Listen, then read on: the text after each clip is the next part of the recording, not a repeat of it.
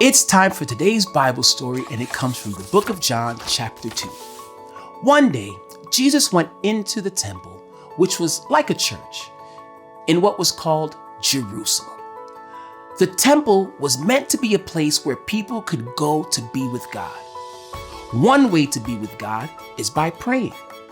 But when Jesus got there, he was not happy about what was going on. People were selling cows and sheep and doves. They were trading money, and some were even cheating people out of their money.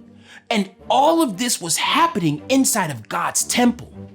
This made Jesus very upset. The temple was not a place to sell things and treat others unfairly. Jesus made a whip out of a rope and chased the animals out.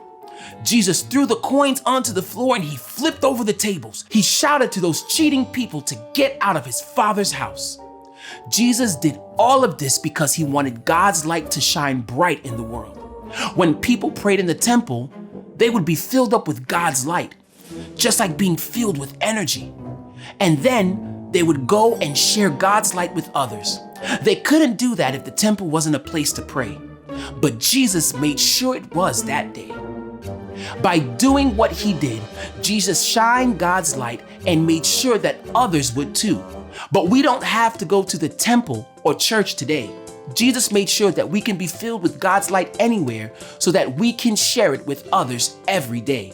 We can shine God's light.